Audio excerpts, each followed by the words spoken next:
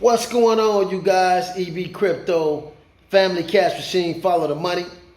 Hope you guys having a great weekend wherever you're at. We're in the, I think this is the second week of November. It's November the 18th today. Saturday, I'm doing this video, and I'm talking to you guys about financial things that are relevant and current today, and it has a lot to do with geopolitics and, stuff you guys hear on the news, different things you hear. When you follow the money, you find out it's a different story than what they're actually telling you. Now, you guys know where I'm from. I'm from Compton, dumb city where I'm from. And I'm here by way of sunny Santo Domingo, Dominican Republic. But right now, it's not so sunny. It's raining. And one of the things about this country, it will rain for 10, 15 minutes, and they'll get 10 inches of rain within 15 minutes. And then it'll clear up and, be sunny and stuff like that, which adds to the humidity of this climate. I had to get used to this humidity coming from California. A lot of guys here are from Miami or from, Mississippi, different states down south. They're used to the humidity. It took me quite a while to get used to the humidity. So I'm getting used to it now. And whenever I go back to California, I'm cold. I'm freaking cold. But anyway, let's get into the subject today. I want to talk about Israel a little bit. I want to talk about what's going on with Hamas. I want to talk about a little bit the undergirding aspect of things that they're not talking about in the media.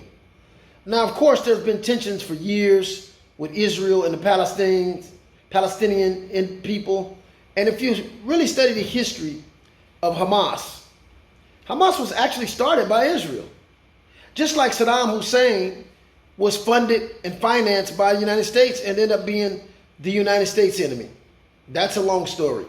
But Hamas was financed by Israel years ago to circumvent a gentleman by the name of Yasser Arafat. You guys can go research that history for yourself. So now the situation where Hamas has bombed Israel is engulfing the entire world to get engaged in this, because Israel represents the United States, France, Italy, Germany, all these different countries, Canada, support, mainly the Western countries. They support Israel. And China, Russia, Iran, Iraq, Saudi Arabia, Turkey, all of these countries are standing up now for the Palestinian people. Now, there's a huge massacre going on. I think it's up to 12,000 people dead. And that's all that we know. There's still thousands missing from the bombing of Israel to the Palestinian. And it's creating a global, pretty much a global resistance. And people are really not liking the massacring that's going on. Now, I get it. They got attacked by Hamas, and there were several hundred people killed. And I get that Israel had to retaliate and protect their land. Anybody has to protect their land. I get that. But at the end of the day, when you really understand the diabolical things that's going on, Israel has a plan to exterminate the Gaza Strip. And this has been a plan for a while, because there's a canal that goes through Israel and Egypt and the whole what they call Middle East, which really is the beginning and origins of that name Middle East, because it's really Northwest Africa. Don't get it twisted. It's still Africa. It's a part of Africa. Okay? But when they created this man-made canal called the Suez Canal, this is a man-made canal that they use to differentiate and separate this landmass from Africa. But this particular canal is controlled and owned by the Palestinian people. So they capitalize and monetize off of all the goods that's coming in or going out of Africa. Although we have the Chinese, we have France, we have Britain, we have Belgium, all of these different European countries that have been sucking the minerals out of Africa. When they come through that Suez Canal, they got to pay the Palestinian who control that. The Palestinian people who control that one transporting canal to the main ocean. Well, guess what? Now Israel and the United States and France and Belgium, they're working on their own canal. But the problem is the canal that they're working on, the landmass is mainly rocky, very rocky. So it's harder to cut through. And the landmass where the Suez Canal is a lot of sand there.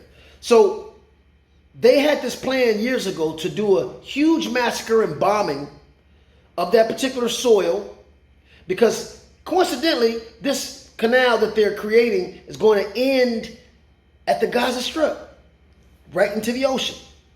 So the Gaza Strip is very vital for them to vacate so they could basically create this canal. They already started building this canal, but it's like halfway done and they still need to cut through a lot of rock. So their plan is to bomb and bomb and bomb the people there to soften up this rocky terrain to be able to continue to construct this canal. This canal will have not one lane like the Suez Canal, but it will basically have it'll allow two ships to pass coming in and going, or two ships coming in, or two lanes, like I said, coming and going into Africa, not the Middle East, but Africa, where they can transport oil, diamonds, cobalt, coltan, rubber, whatever minerals there are in Africa.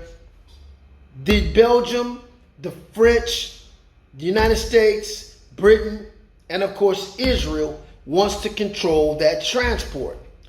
So they can control the distribution, the exporting of goods and minerals, which Africa got all the minerals, uranium, you name it, that's all in Africa. And they'll have access now, gold, to control that transit or transportation of minerals. This is what this is about. This is not about nothing else. So they want to pretty much genocide or create a genocidal type of environment to eliminate millions of people in the Gaza Strip, millions of Palestinians, so they can therefore take control of the import and export routes of the minerals of Africa. That's what this is all about. This is all about money. It has nothing to do with the people. It's not a religious war. They want to make it seem like it's a religious war. It's a money and a control and a power thing. And that's what it's always been with these colonialist settlement countries. These countries come and settle in other people's countries and other individuals' countries, and they basically occupy. And then they suck the minerals out. So that's what they're doing right now. This is what this whole Israel thing is about. They're creating a new canal, and the Suez Canal has been there for years, almost 100 years or more.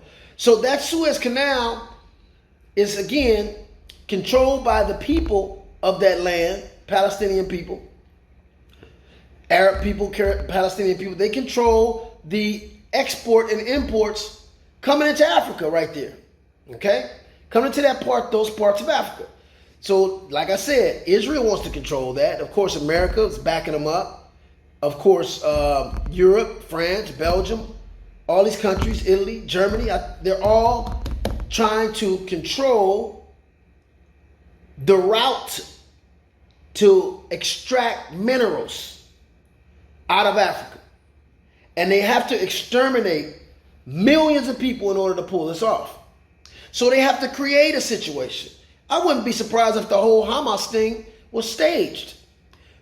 We don't really know if that was really Hamas people. Just like the guy they say that killed Biggie Smalls had on a bow tie. And he was a Muslim. So you're supposed to believe that the Nation of Islam killed Biggie Smalls because the guy who pulled the trigger wore a bow tie that day? See, this is all co-op stuff. So they had some guys parachute down And if you know anything about the Gaza Strip and how secure that is, how many cameras they got, satellites, lasers, all kind of stuff there to protect Israel from being invaded from that route. And for some reason that day, for 8 hours, their defense system didn't work. For some reason, for 8 hours, their Iron Curtain, whatever the rocket thing they got to intercept, didn't work. And rockets were being blasted from Hamas, thousands of rockets, unintercepted into Jerusalem and Israel. And for some reason, this sophisticated system that once it came on, pretty much knocked down 99% of the rockets once it came on. But for 8 hours, coincidentally, when this attack happened, the system didn't work. Interesting. So we got to start figuring out and understanding what's really going on in this world. What's really going on in this world? What's going on is affecting us economically. It's affecting us economically. Everything that these politicians are deciding on, it's negatively affecting us. And it's interesting how they're taking more minerals from countries. They're taking more oil from countries, but oil is steady going up. I don't get it. How is oil continuously going up when you're actually, basically looting other countries' oil? What happened to Saddam Hussein's oil when we invaded it? See, we got to ask these questions. Why is oil going up? Okay?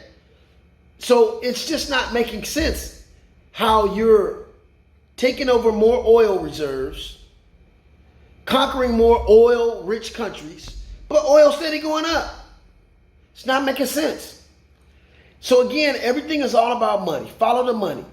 This is really not about Hamas. This is really not about Israel. This is about controlling the minerals going in and out of Africa, controlling the routes of minerals that's being extracted from Africa.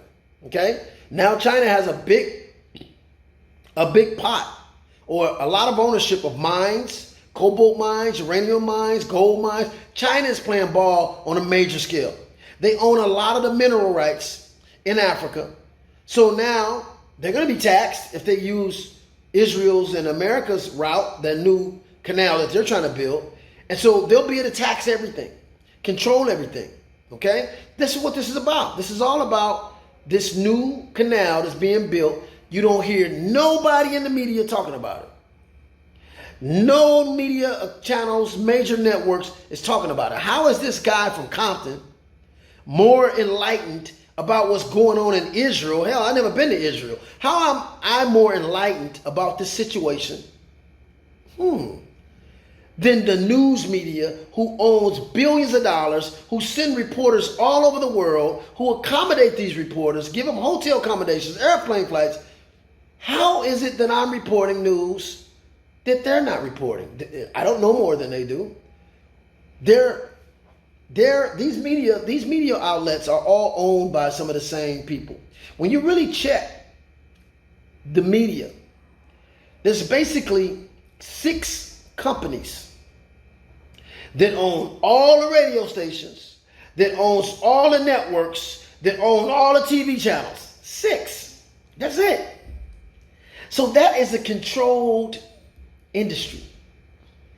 And that's why the news channels, they all cover the same stories. And not only do they cover the same stories, they all cover them in the same interpretation of that story. Meaning, if I see something happen and 10 other people see something happen, even though we saw the same thing, we probably will all explain it differently. And each one would see something that the other one might not have caught. So how is it that every news channel can cover every story the same way, with the same outlook, the same interpretation? Isn't that kind of interesting? Have you ever thought about that? So this is what's happening. The news is being pretty much controlled and censored. And the CIA, the Israeli Mossad, the MI6, all these different agencies of secret agencies around the world have a huge influence in the medias, and has a huge influence in what they say, how they say it, because these are the watchdogs for those that control the world. So we have to do our own due diligence. We have to do our own research today to really put our finger on what the hell's going on in this world. Because there's so many things going on that's affecting our everyday life. And the dollar is going down and down and down. Every currency in the world is crashing, crashing, crashing. It's costing us more and more and more every year, every month, every week, just to survive. And so they keep us so busy, being busy, you don't have time to even ask these questions. This is why I always dedicated myself to bringing this stuff to light, making people understand more what's happening in the world based on the facts and based on the money. That's the motive for everything, more so than what they're telling us in the news. So again, go do your own research on this new canal that they're trying to build. They're already constructing it. They're having problems because it's more of a rocky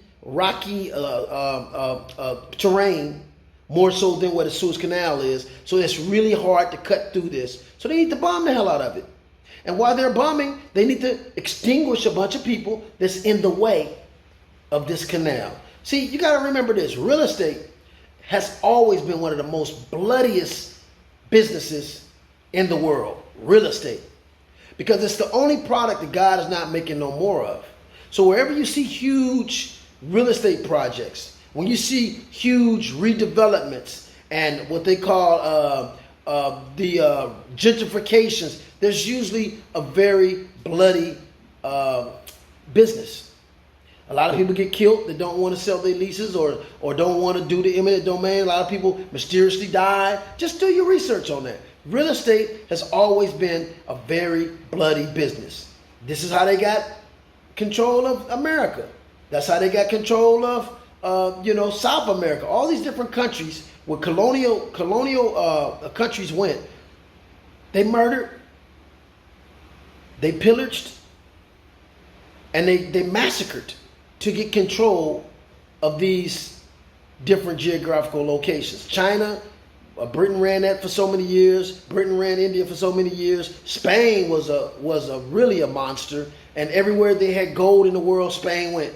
Everywhere there was gold, there was speculated to be, or there was saw the natives with gold. Check the countries that speak Spanish, and every country that speaks Spanish is where gold is.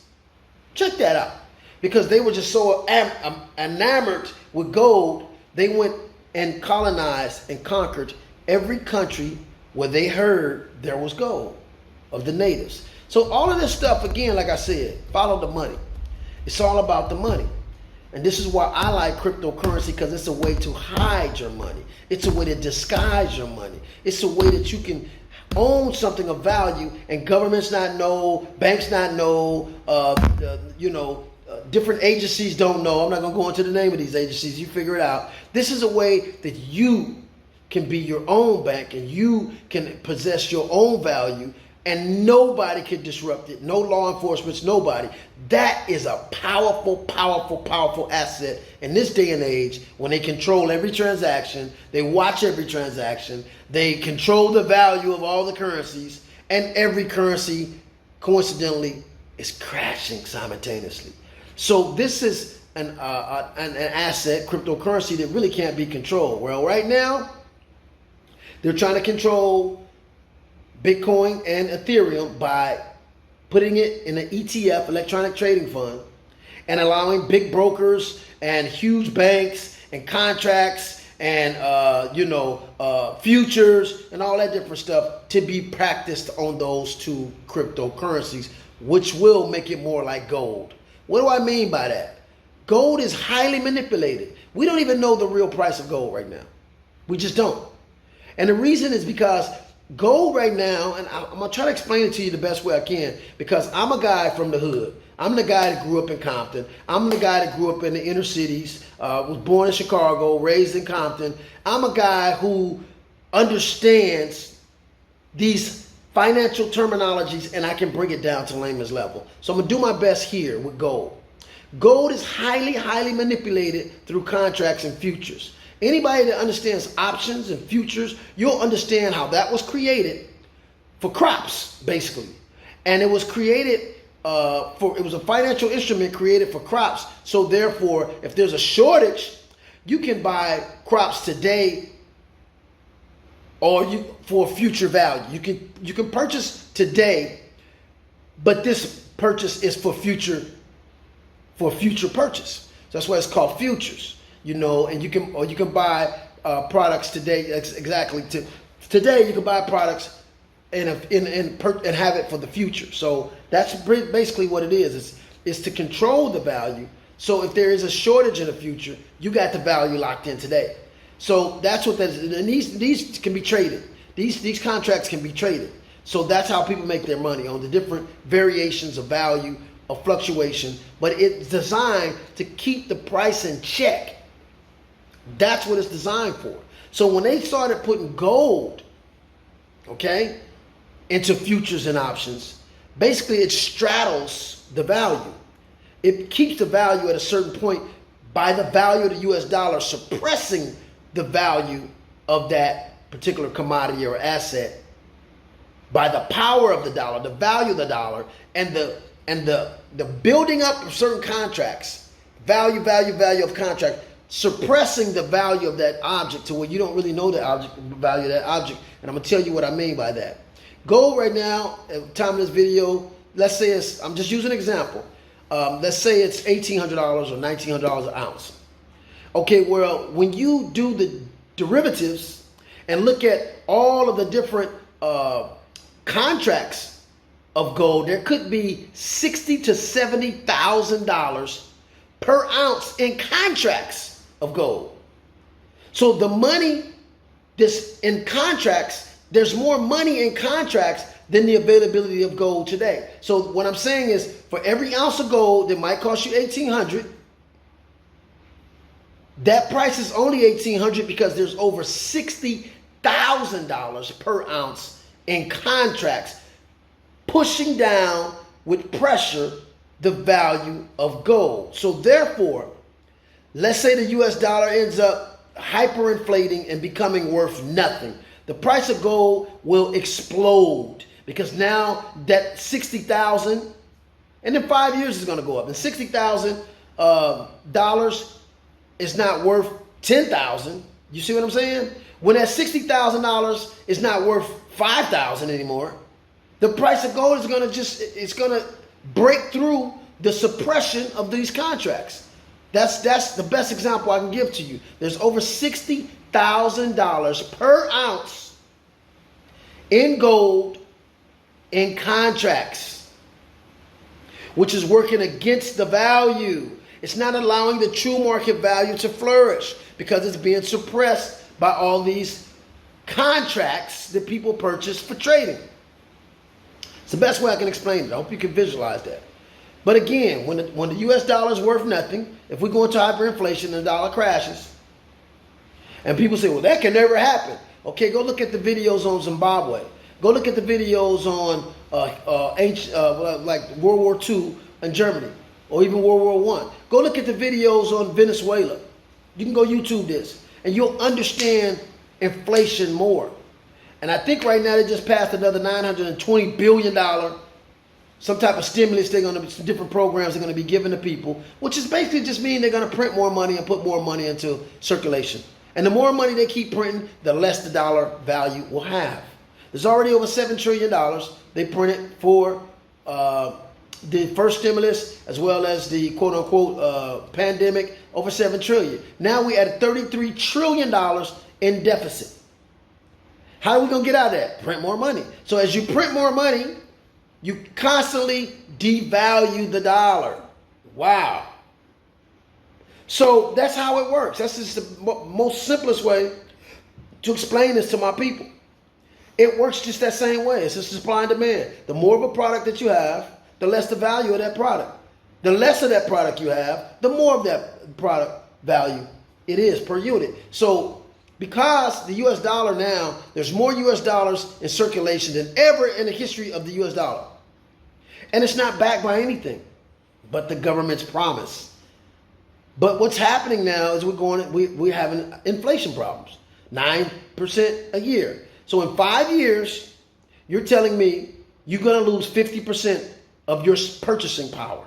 That's pretty much what's happening. In 5 years, you're going to lose 50%. And it's happening every day. It's not going to happen all at once. Every year you're losing 9 point something percent based on inflation.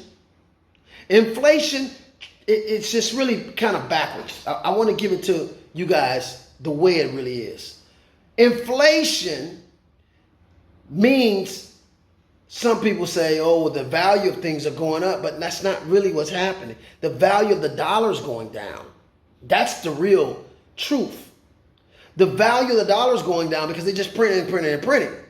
So it's inflation should be called deflation because it's an actual deflation of the US dollar. It's the deflation of your purchasing power. And I wanted to make that clear on this call, on this video, because I want to give you guys something to think about. If all this stuff is happening in the world, and oil is going to keep going up because that conflict there. They don't have the canal built yet. They still got the Suez Canal, which only one ship can get through at one time. Now you got all these countries that pump oil, that produce oil industrial countries, in war. And war costs money.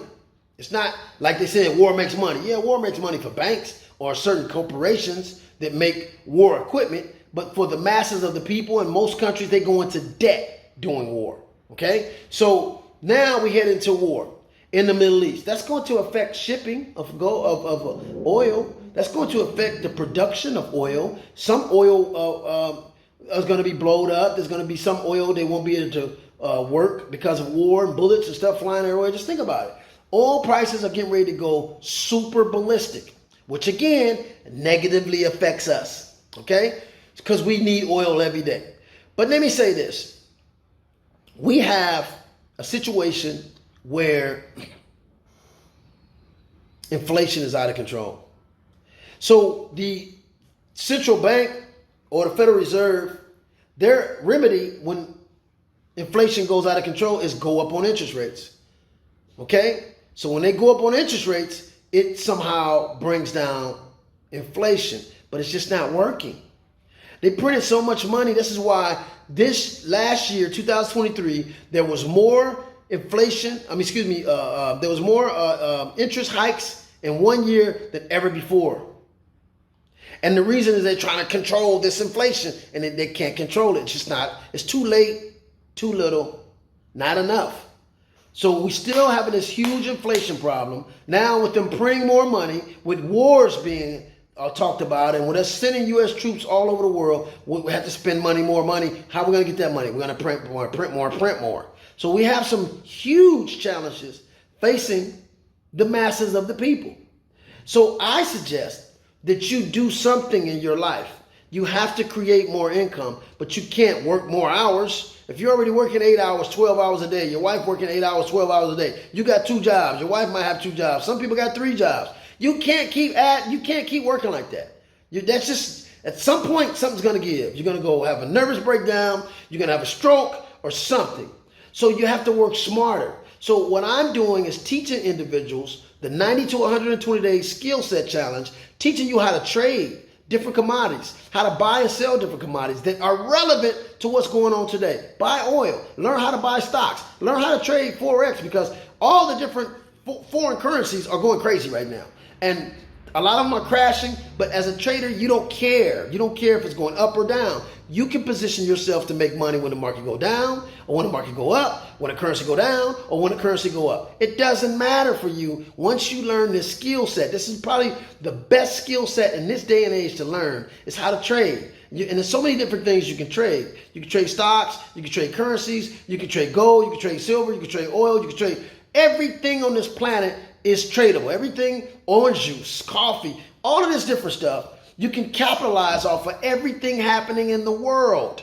Anything happens, good or bad, you have the knowledge how to make money on it. That's pretty much what they don't tell you about trading. They just tell you, oh, it's risky. Oh, it's risky. That's all it's risky. But there's a skill set. There's a risk management, a way to manage your risk, where you're only going to lose so much because you control that. But when you make big wins, you're not going to stop your wins. So when you win, there's no limit. But when you lose, you can control that. So if you use that formula, even if you're only at a 40% trading successful rate, if you're minimizing your losses and maximizing your wins, even at a 30% or 40% success rate, money-wise, you'll be way ahead of the game.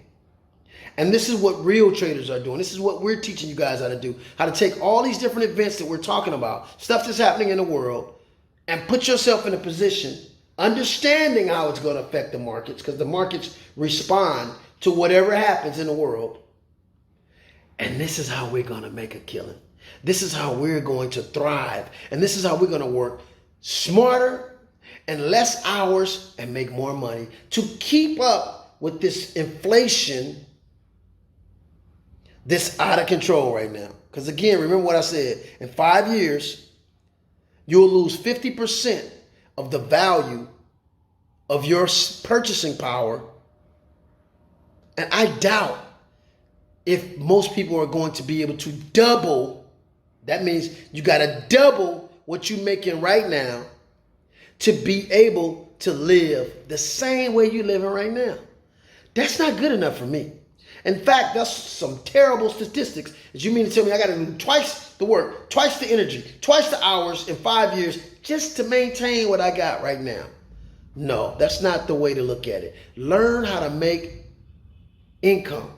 Learn how to ride the wave on whatever happening, good or bad. Learn how to capitalize and monetize on anything that happens in the world, good or bad. And that's how the wealthy get wealthy. That's how people become rich overnight, through understanding these financial markets and understanding how to connect current events, understanding how to connect global events, geopolitics into a profitable daily return. So you guys, if you want to join, sign up with this challenge, learn this challenge. I recommend that you learn this challenge and this skill set. Join this challenge of money. This is about money. This is not just about money. It's about making money. How do you make passive income every day? Work 2 days a week and you're making more money than you are on a job. Now you got time for your family. Now you got time to do things you want to do and the money and resources to do what you want to do. Trading is the best position you can be in. It's a skill set that'll pay you for the rest of your life. Once you learn that skill set, nobody can take that from you. You can always dip in the market and make money anytime, any day that you please. That's the position that we need to be in. And if you don't learn this, I don't know what we're going to do to make more money. I don't know what better way to make money I don't know what better way to make money other than the things that's happening in the world. And there's so much happening in the world. This is the best time to learn how to trade because there's so many things that reverberate around the world. So many events that are reverberating, have reverberating effects on global economics, which is good for us as traders. And we'll be in a circle of traders who are already trading. You guys are going to be around people who are already profiting every day. You're going to be around people who already know the moves, who already know how things are affected, who've already made money on, the bombing of Israel. They might have made $50,000 that day because they know how to position themselves. You're going to be around these individuals. They're going to be holding your hand, showing you as you're learning. And maybe we can even invest small amounts to practice with them. And they're giving us signals every day to learn how to not just learn, but earn at the same time you learn it. So this is what we're about with this challenge. Within 3 to 4 months, I want you guys to be trading at a 9, 10, 12% a month, which is very, very, very conservative. That's no money. There's people making that in a day. But just coming into this after 3 or 4 months and being able to trade at a 12% is staggering. Staggering. That can compound into a lot of money real fast. So with that, I'm going to sign out, you guys. Join up with me with this 90 to 120 day skill set challenge. And I challenge you guys to learn about money, follow the money, because everything in this world is about money. Trust me. So we'll see you guys in the next video. Peace.